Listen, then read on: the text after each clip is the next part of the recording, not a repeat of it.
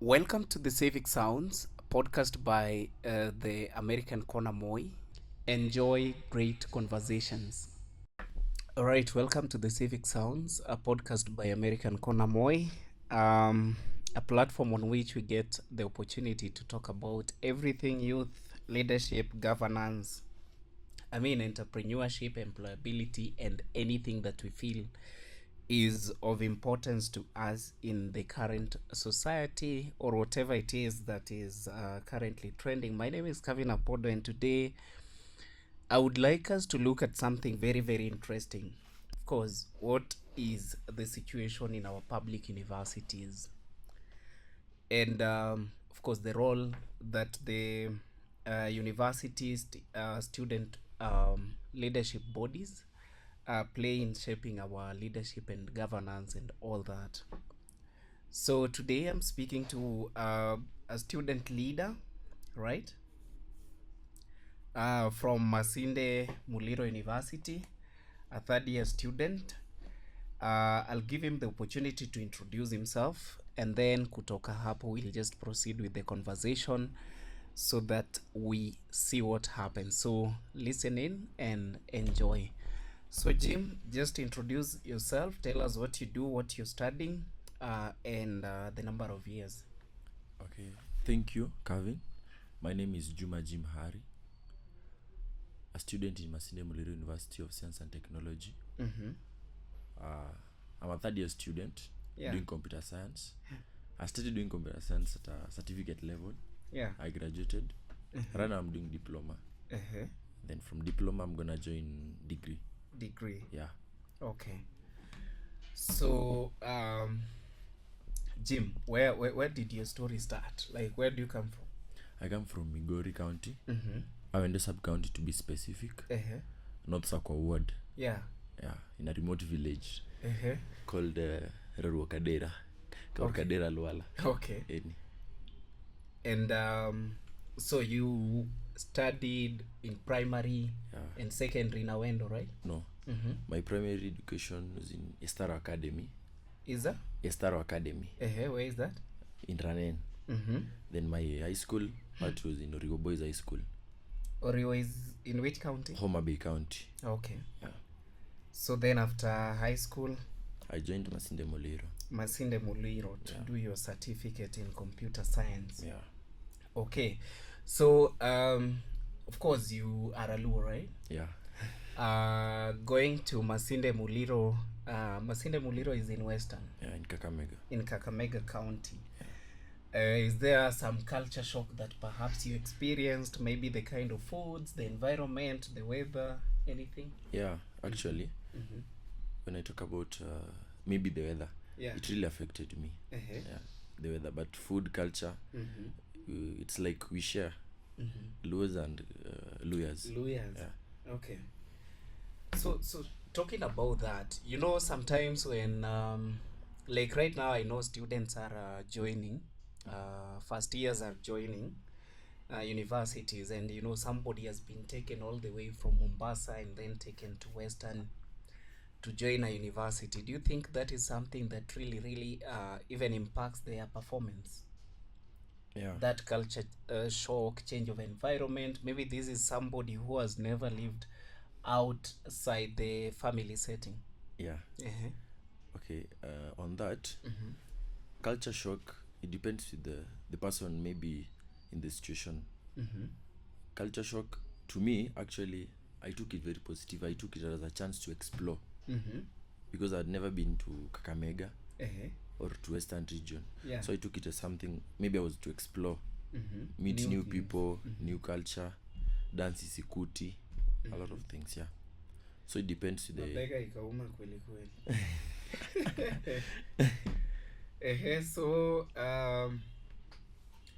So far so good.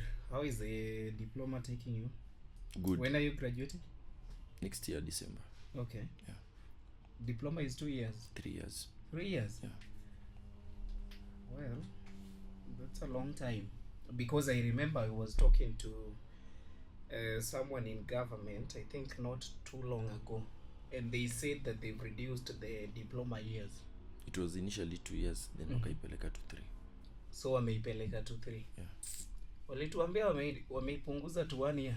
You can check your portal. Yeah? You can check your portal. Yeah, I was told wameipunguza to 1 year. I don't know if it's certificate already... it's 1 year. Certificate ndo unafanya 1 year actually. Yeah. I'll check my facts right. Anyway, so what has your journey been, especially getting into the student leadership? Okay, getting into student leadership. It's kind of funny because I was in first year. Allow me mention name. Yeah. My friend was going for the seat of treasury. She's called Anna Tieno. Treasury within the university. Yeah, treasury. Yeah, you need to clarify so that John Buddy doesn't think that. So Anna Tieno, she's a Luo from Siaya. Then in Masinde Muliro we have this association of Luos, La Visa, like Victoria Student Association Must chapter. So because of how I carried myself or how I behaved, some people mistook it for being rowdy or something. Some understood it different ways. I was assigned to be the security guard for Anna at first year actually. I'm gonna show you the pics. So as the security guard for Anna, I remember there is an incident. In Kakamega, students live in areas like Kefinko, T-Zone, Lurambi. So Anna stays at Stage Mandazi, and I do stay at Kefinko. So I remember at one point... Stage Mandazi is a place. Yeah. So I remember at one point, I think 3 days after being assigned that I'm going to take care of her during that campaign period, because some of us, not necessarily some of us, because elections or campus politics comes with a lot of things. Yeah. Some of us were being abducted. Unaenda tu unaekwa pali, no harm though. Unaekwa siasa ikishu natolewa. If maybe you are that very vital, like if you are a critical team player, or member of that team. So Anna called me at around 10:05, if I'm not wrong, that there is this new tenant mwenye amekuja kwa hiyo plot yao, but he's not okay with him. I'm like, okay. Then I just told her, just keep your location on, then you share it to me. GPS at first year. No, you share the live location in WhatsApp. So I was like, in case of anything, just call me, or you just say in the call in case of anything. Then akabishia mlango. Kubishia mlango akanipigia. So the rowdy part of me, all the way from Kefinko, I think it's around 30 minutes na pikipiki. At first year actually, God blessed me, nilikuwa na pikipiki kwa university. It's a sports bike. Okay. So as the security guard na kutengeneza jina, because I was like, if I serve her well, there's some of the benefits that part of which I got. Ama next time nikitaka kuvai, she'll be there for me. Yeah. Or basically I was doing it for the Luo Nation in Kakamega, or the student body. Yeah. Because we'd experienced some of the abductions early. Yeah. So I went there, found those people. It didn't go well as expected. I don't want to say I whipped them or something, but I carried one of my friend. He's called Biko Waza. He's from Oma Bay too. Very lethal guy. And lethal in terms of? Lethal, just in terms of ngumi ama anything. He's very lethal, and Naman Kwanya. Apparently is the postgraduate representative in Muside Muliro. He's in the current government. Yeah. So yeah, we managed that situation. So from there, I was like, I want to join this politics. I want to experience what these people go through. Yeah. Okay. So after that, you sought an elective position during that same election? No. The subsequent one? After 2 years. Yeah. Okay. So like you are doing all these ukiwa unafanya certificate? Yeah. Okay. Wow. So by the way, let's talk about I'm not saying you're rowdy, but it's something we've experienced, especially with students, Yeah. I know of even some student leaders or even some students who have been accused of making the university environment too hostile for outsiders to come and do events right? Yeah. So let's talk about the rowdiness. Do you guys get paid to be rowdy? Or to be goons, for lack of a better word, though I don't like using No, that no, word. no, no, no, no, no, no, no. You don't get paid actually. Mm-hmm. Okay. To me, I'll term it not being rowdy. Yeah. Just want to be heard clearly. And to be felt. Yeah, and to be felt. And you must be seen. At times negotiation doesn't work. So you get into action. Of which it lands us into problem at times actually. With the school security or the disciplinary committee. Okay. Yeah. So if you guys have all these powers, you know, because I know the student body or you know, university college students carries a lot of power with them. So if you guys have a lot of these powers, why do you still face the problems that you guys face in the university? Okay. This is what's happening. In our institution, they introduced a delegate system of election. Voting, Yeah. Of election, yeah. You know, delegate system of election, it's like the institution choose who they want. Okay. It's very wrong because you'll find only students choose their school representatives, the faculty, and the non-residents. Only that. Then these people will again choose the executive. That's the president, vice, cabinet secretary, sports, academics, treasurer, and yeah. So at times you find it, you just do your politics very nice. The real reason are those chosen by the students. Yeah. Yeah. Okay. Because at times you find the institution tells you, okay, you do this way, vote this one in as the president. Yeah. Will give you this kind of offer. Or do this, we'll do you this. But I'm happy some of the, you know, polytechnics doesn't go through that delegate system of election. Yeah. Yeah. It's a 1-1 vote. Okay. Yeah. So like you guys are saying you don't have a say on who becomes who or who becomes what. Yeah, to some point. Yeah. Because, you know, loyalty and the state of the university, the loyalty can be bought. I'm not gonna lie. Yeah. Yeah. If you tell a school representative maybe he or she spent about 50,000 doing his campaign or her campaign, akashinda, then you put for about 100,000. Have this, vote this one. Definitely. Oh, Hata so kani mbaya. okay. So is that a good thing? It's not a good thing. So why are you guys, after you do that in the university, then you come back and expect national leaders to be accountable and corruption free? Okay, I'll speak to my angle on a personal level, or what I've done in the past. Before I was elected, our institution wanted to introduce this kind of electoral process, online voting. Online voting. Yeah. Remember, the institution runs the server, which they can manipulate the server anytime they feel like. Okay. Or if they feel like you people are going to choose the person who will go against them. So on that, my friend, a very good friend, Jacob Ongoro, he was the chair of the law at that time. He sat us down as some of the aspirants, then told us, we want to reject this thing. On what way can we reject it with? Then I was like, we can send short messages to the electoral process body, the professor, or we can just call him, one call after the other. That didn't work.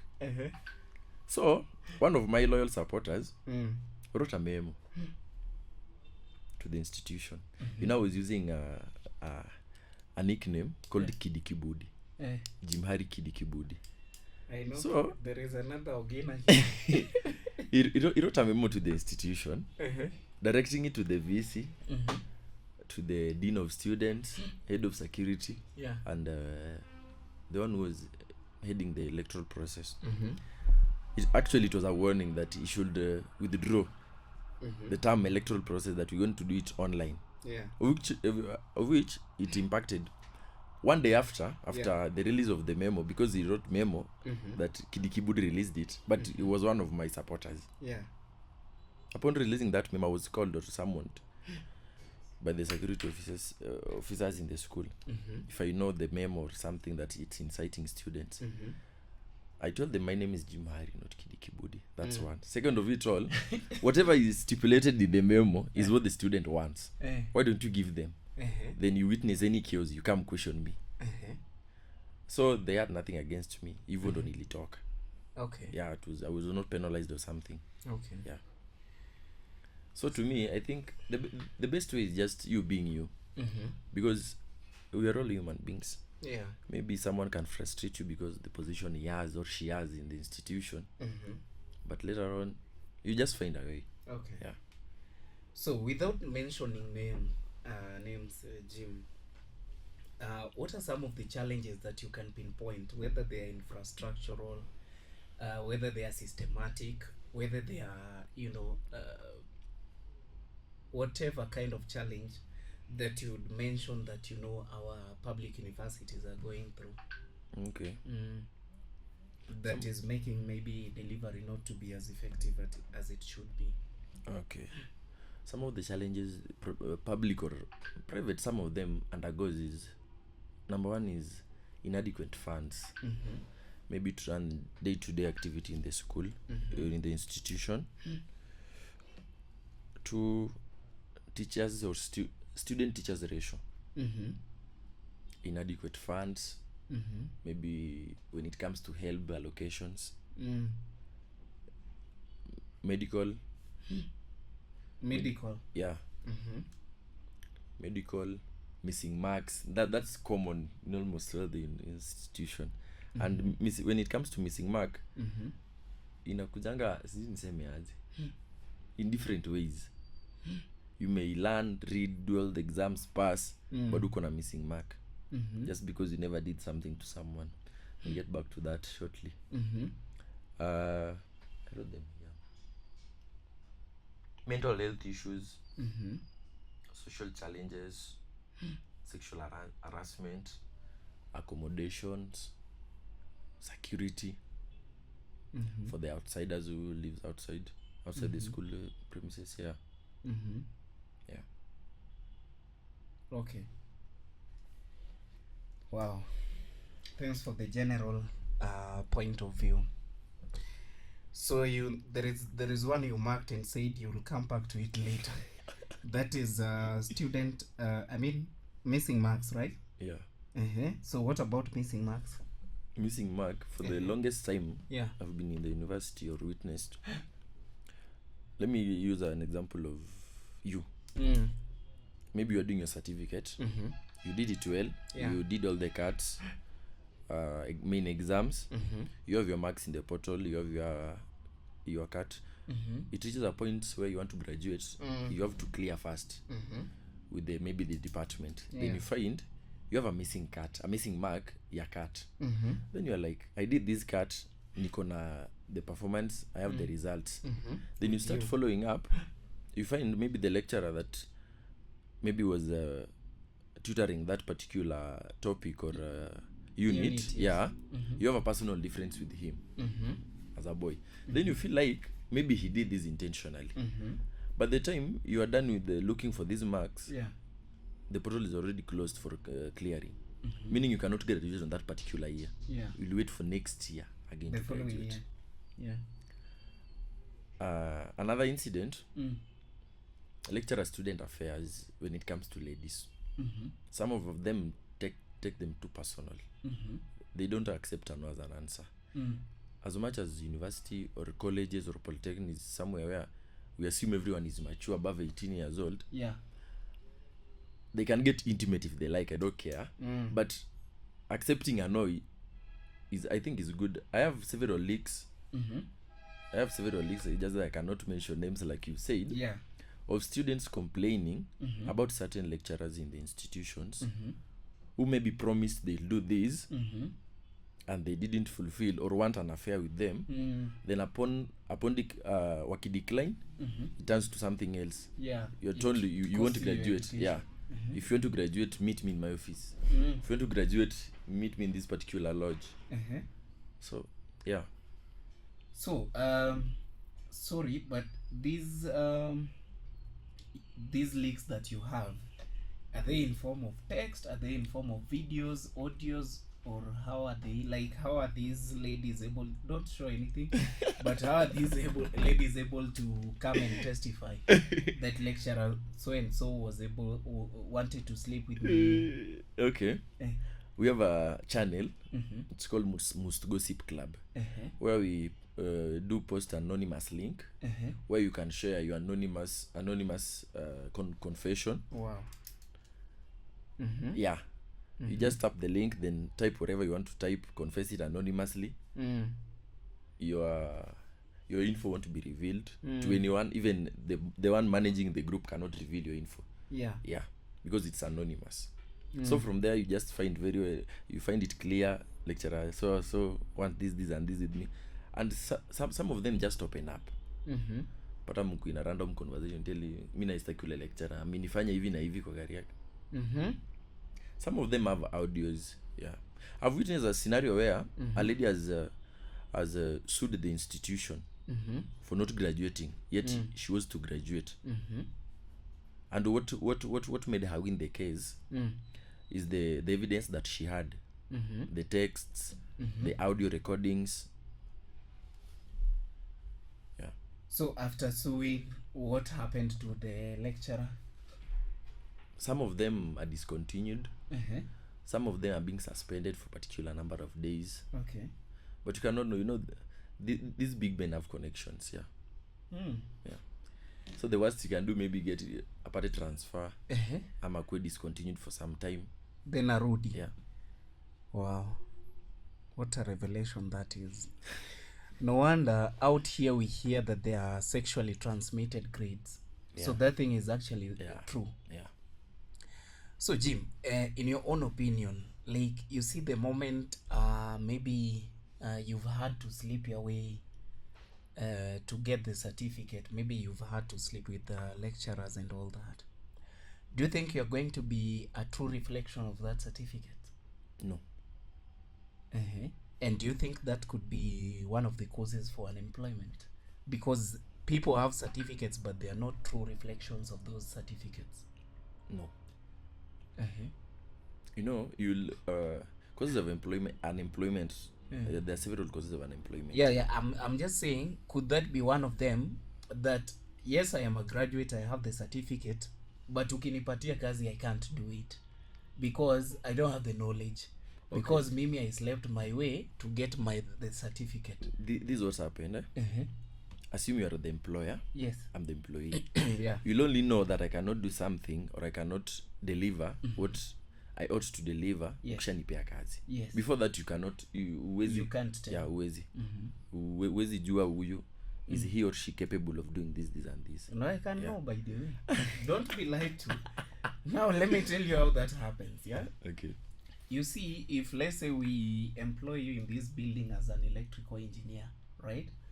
Then we tell you, maybe we can just start by randomly asking you, what is this cable called? What is that? What is this? What is this?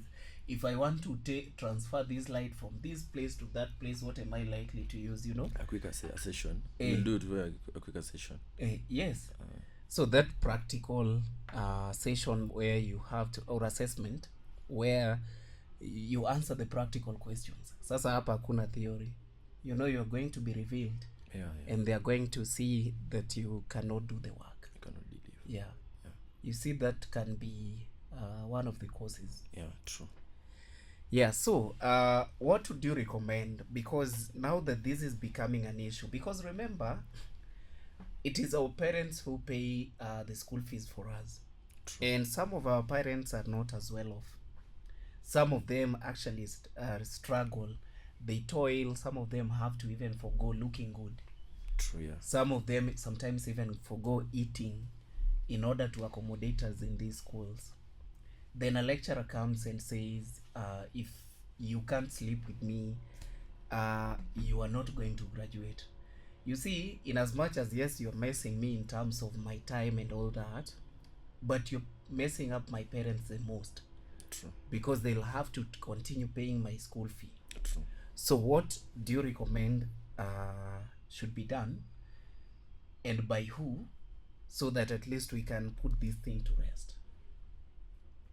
Okay, my recommendation. I think when it comes to disciplinary board, Yeah. some of the students should be introduced, maybe senior students, maybe those in 4th years or doing masters should be introduced to that board, to be part of that board, disciplinary board.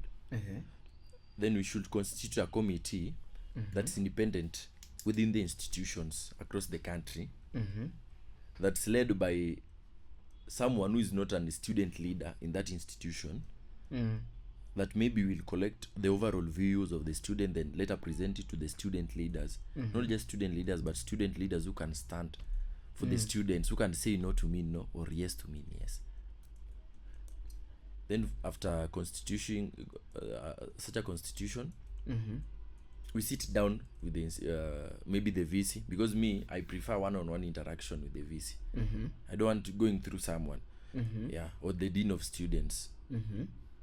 Through that, I think we can pinpoint such, maybe we say lecturer this and this did this and this to us.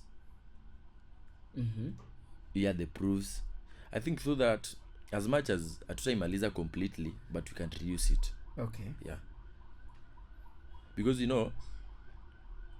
not everyone will complain. Yeah. Utapata the victim ako sawa nayo. Yeah. No, the moment uko sawa now, you're not a victim. Yeah, you're not a victim. The only person who is referred to as a victim is somebody who is not for that. Yeah, true. But because of maybe their situation, because remember umetoka from a poor family and thinking about, failing to graduate simply because you've refused to sleep with the lecturer, you could just give in even though it's against your values or principles and all that. Wow, I love the recommendation. So as part of what we do, especially whenever we are having these conversations, of course it's a way of collecting views so that at least we can see in one way or another if we can be able to use these recommendations that people with the practical experiences like yourselves give us, so that they can be used to influence even policies. Because running a country or a society is a continuous work. It can never be done in a day, but that is a continuous work. So thanks for the recommendations. Can we talk about the mental health status of the students? What do you think is the leading cause of their mental health instability? Some of the causes of mental health and instability among students. Yeah. I'll use an example in myself. After the politics, I was totally drained. I ran into debts that I could not raise. Ilitoka wapi, ilifanya nini. So that pressure. That pressure, you're like, I borrowed 10,000 from this guy, I borrowed 20,000 from this guy, I promised this guy nikiingia tu hivi atapata hii. Yeah.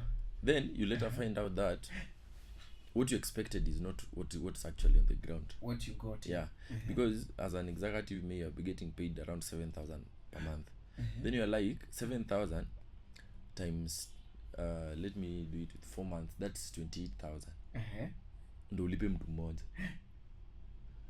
Again, this will make me drive this point. That's why you find some of our political careers in universities are sponsored with these politicians outside. That's why there's political infiltration in our current administration in the university. Because you cannot do it alone. Yeah. And utaki kuwa kwa madeni. So it will force you, let me look for my area MP who can maybe do me this. Let me look for my area MC who can do me this. Which it's not guaranteed. Yeah. Okay. So you're saying the cost of university politics as one of the causes of mental instability. But again, remember, not everyone participates in that politics. Talk about some things like gambling. Do you think gambling is gambling is addictive? Yes, but on gambling or these online or casino things, I cannot condemn them as such because it's a personal choice. Yeah, it's a personal choice. Some of us get into this thing because they want to. Yes. Some of us they're getting lured to. You're saying like Aviator. I'm having 10 shillings, I can turn it into 50 shillings with 2 seconds when the odds hit 5 before it flees away.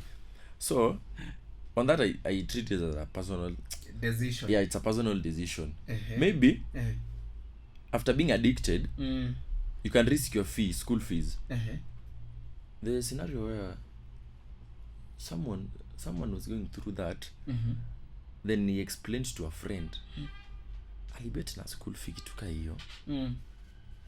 Yeah, na kajinyonga the next day. Yeah. Which school is it? Our school. Masinde Mulira. Yeah, kuna wenye you cannot support your lifestyle. Ile ushakuwa kwa ile lifestyle ya Friday you must go out, Friday you need lazima ufanye kitu kama hizi.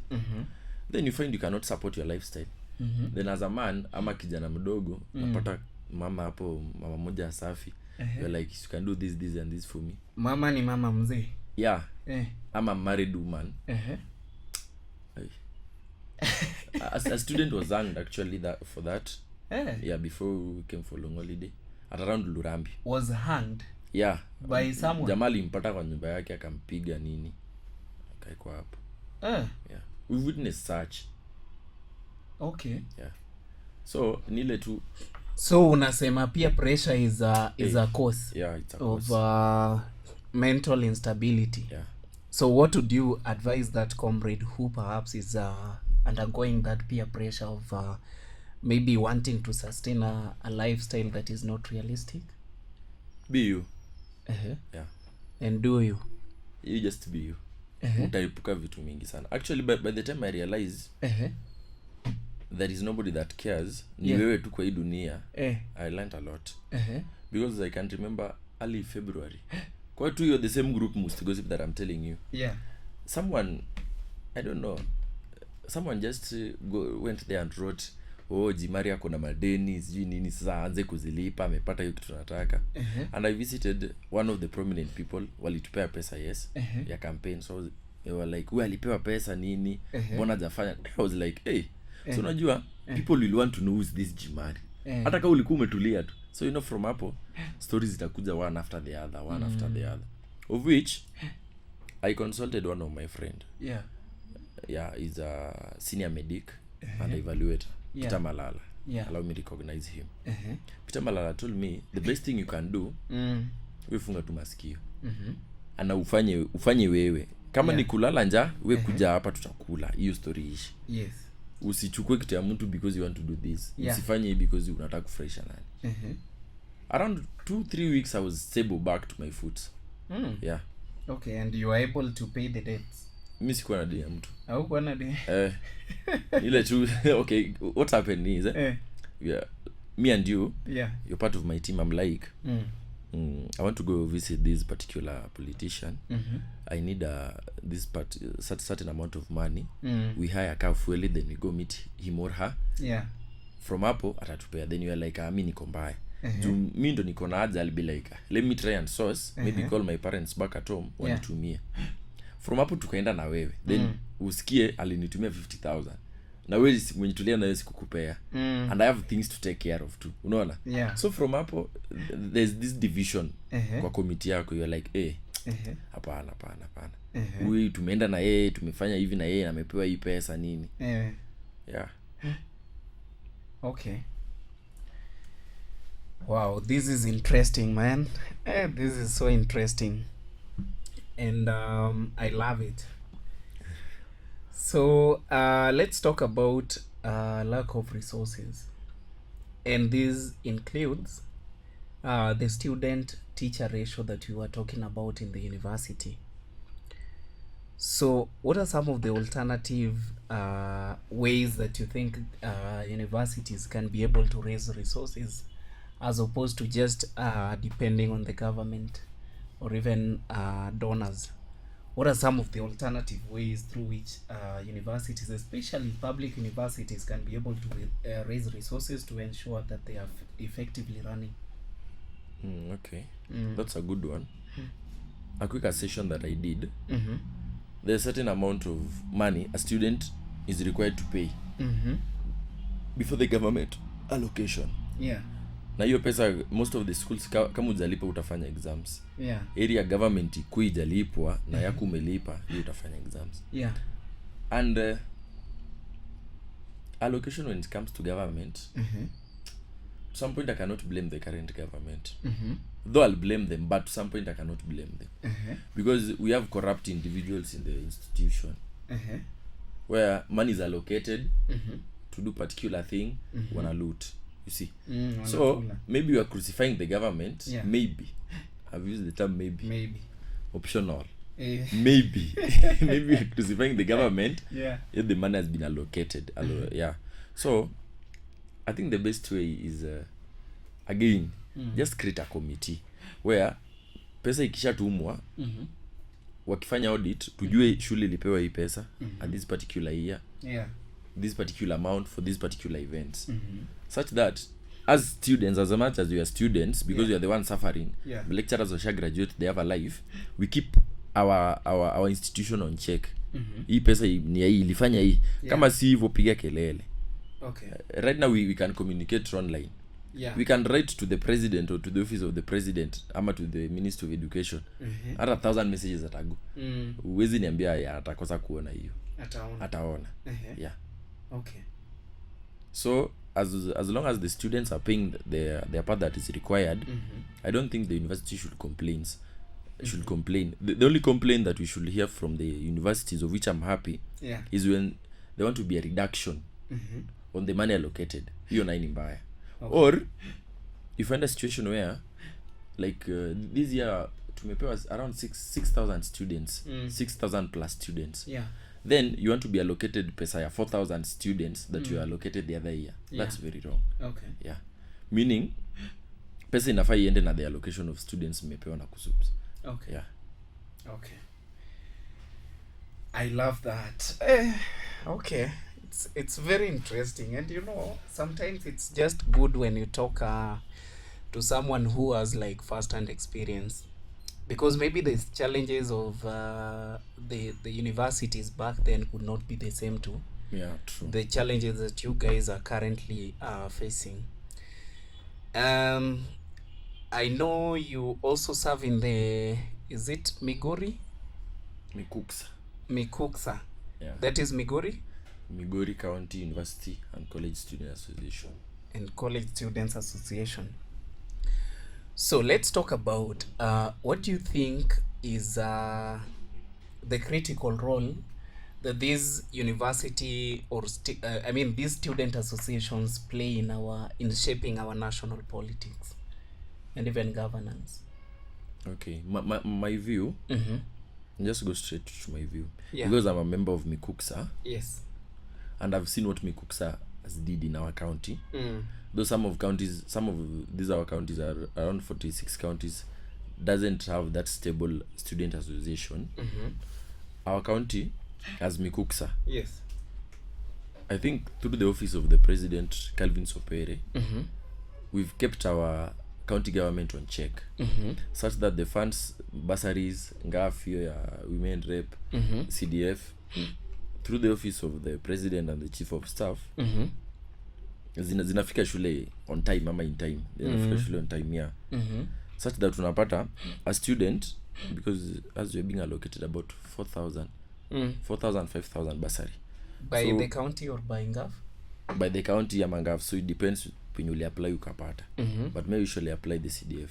Okay. But around 5,000 shillings. 5,000 shillings, it's not a small amount. Yes. Utapata ulibaki na hata balance ya 1,000. 5,000 imeingia tu anonymously because Mikuksa championed for that. Ama ensured that iliingia. Unaona? So unapata you paid 4,000 extra. That can sustain you for the next semester. Yeah. Okay. Again, the importance of this student association, there's a scenario that happened back in 2023 from my own constituency. Kuna hii nominal roll exams inatolewa. Yeah. Those who will sit for the exams juu wamemaliza payment. I noticed that around 90% of people from Awendo constituency hawako kwa hiyo list, including me. And tulipiga hesabu, nimelipa hii, parent amelipa hii, bursary tayari ukienda kwa CDF office washa roll out hiyo nini beneficiary wa bursaries. Where is the bursary? Ijafika kwa shule. Na ilitolewa about 2 months ago. So through that I intervened actually. I called the chairperson CDF. My good friend actually. Then he told me alisha release the check. Ilikuwa 540,000. Then nikamwambia hatujapata check and it's 2 days to exams. That very evening, less than 20 minutes, he later confessed to me and told me the check ilikuwa released 2 months ago. Kuna mtu tu mwenye baada hakuwa ameileta. Meaning a check can be released of 540,000 because kufika shule. Mtu from the government aipeleke hapo shule with the coordination from the accounts, they loot this man. Hivyo tu na iende. So umebaki na deni ya shule. Tuna crucify MP alisha release check, tuna crucify chairperson CDF, yeye alisha delegate kazi. So it forced him that very evening anieke check kwa Bungoma line paka Kakamega. Uende udeposit. Nikaenda nipeleke kwa shule the following morning. Ndio tena tukaweka list. Those who reg number was not clear, tukaweka list. And kila mtu alikuwa allocated that fund. So unapata if it was not the connection of Mikuksa, atungejua pesa ilishatoka. Okay. Na si mara ya kwanza nikani kitu imefanyika. Because hizo niambia there is a allocation of 540,000 to one institution na ifiki. Haijafika. Na iko kwa desk tu ya mtu tu. That's very wrong. Okay. Wow, that's interesting. You know, I didn't know that you guys play such a critical role. So, for your association, like you guys charge for memberships? Yeah, we charge for membership. Around 100 shillings. Per person. That is registration fee. Hivyo tu. Then after that, they expect you guys to deliver the services. Yeah. Okay. So it's a one-off payment. Yeah. Okay. Then now with the 100 shillings, let's assume you have 100 members. 100 times 100, that is 10,000, right? 10,000. Yeah. I'm not good with mathematics. 10,000. So how is 10,000 enough for you guys to operate? So maybe there is a case in Awendo, there is a case in Nyatike, there is a case in Kuria. How are you able to use 10,000? This is what's happened. Some of us go an extra mile. I remember at one point, the chief of staff Ezron, the big guy, like inabidi tunaenda extra mile because you cannot tell you association tuko wadogo tufanye at times to ease in the work. We use the sub-county coordinators and the ward coordinators. Mwenye ako hapo area can easily afanye hiyo maneno ishi haraka. Okay. So what do you think can be done to strengthen these associations, the student associations? What can be done to strengthen this student association? I think number one, we should not depend on our politicians. Inafaa tuwasima wako. We assume they're not there. It's us. Because me actually, there's this thing. Youths are the future leaders. You know, we are no longer future leaders. We are the leaders of today. We must start today, right now. Yeah. So the best thing, we are running projects actually. I'll give an example from my place, Awendo. We want to work on reviving the aquatic life around rivers. That's River Migori and River Kuja. Yeah. Not long, people used to fish in River Kuja. Yeah. Siku hizi huwezi pata samaki. Yes. Unaona? We want to again strengthen issues to do with gold mining. Yeah. Okay. Such that ukimaliza shule usikimbie Nairobi. You can do something with that gold mine. So how are you planning to do that? Because you know, gold mine, I personally did it, though not for a very long time, and you know, I've been underground personally. I've been underground, you know. I've gone to an extent where unafika kwa ground iko hivi, you know, hizo mashimo, like it's like a room. Yeah. So once you get, I don't know whether you've also been down there. Niko na hata shimo. Uko na shimo yako ya bone? Natafuta tu partners. Okay. Tuchimbe hiyo kitu. So if you go down there, you know it's a room like this, and you know somebody is hitting this wall, another one this direction, another one that direction. Mostly up here is reserved. Yeah. So I once went there, and you know, down here, I tried like stepping on it like this. You know, it was shaking. So I saw a small hole. Dropped a stone through that hole, and you know, I had water down there. You know, it just did public, and I was like, where? I'm going back. So I've never gone back again. But what I'm trying to say is, you know, it's my personal choice that either I want to do fishing, or I want to go to do gold mining, or even I want to do border.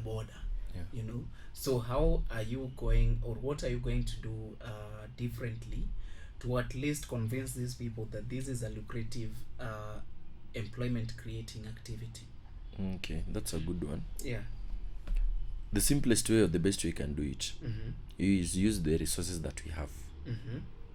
Number one resource, we have water. Yeah. Along River Kuja, we have water. Migori. Yes. Yeah. And Sare too. Mention Sare. You go Awendo on your way to Migori. Yes. What can we do with this water? We have the brains. Tumesoma, mimi nimefanya hiyo computer science, ule amefanya ingine, wewe umefanya ingine. We have the ability to bring in partners. Yeah. We have the ability to apply and get grants. So this is the challenge. Unapata kwa position, kuna wale wata oppose kitu mzuri ama kitu mbaya, unaona? Yeah. Which that's very normal. So to contain this, I think the best thing we can do is use what we have. Yeah. Initiate a project like the one we want to do right now. We have the concept not already for water bottling. Yeah. Purification and water bottling. Through that, some of our members will be employed. Okay. However much, however little italeta, but at least you are engaged somewhere. Yeah. Before your profession ama nini uandikwe kazi. Okay. Unaona. Okay. Then the political aspect itaingia hapa. Yeah. Politicians, I'm a politician too. I forgot to say I'm a political analyst. Those going for seats in Migori, look for me. I have numbers. Look for me. So, you know, a politician, he is after numbers. Akiona your organization can pull this number of people, or umefanya something substantial, yenye kuwa na akili ya kufanya, maybe anaweza kuwa na funds, nana hiyo akili ya kufanya, or ana hiyo layout ya kuifanya, definitely itaingia. You also have to invest in your idea. Yeah, if invest, you sign an MOU na yeye. Yeah. Okay. My people watapata this particular, yours itakuwa hii. Okay. Yeah. Okay. Or you can as well partner with the private sectors or private institution. Yeah. Okay. They're really interested on that. For the sake why I'm so much into these rivers. You know, Migori and Kuja, they drain their waters into Lake Victoria. Yes. Lake Victoria is the source of River Nile. Yes. River Nile supports 90% of agriculture in Egypt. I think you know that. I didn't know that. River Nile, 90% of agriculture in Egypt. River Nile, there's this canal in Egypt, inaitwaje? Water from River Nile ina nini? That to some point it has effect kwa transport system ya Egypt. Yeah. Okay. Because it was established ndo watu wasizunguke hiyo Mediterranean Sea. Hiyo canal ilijengwa for that.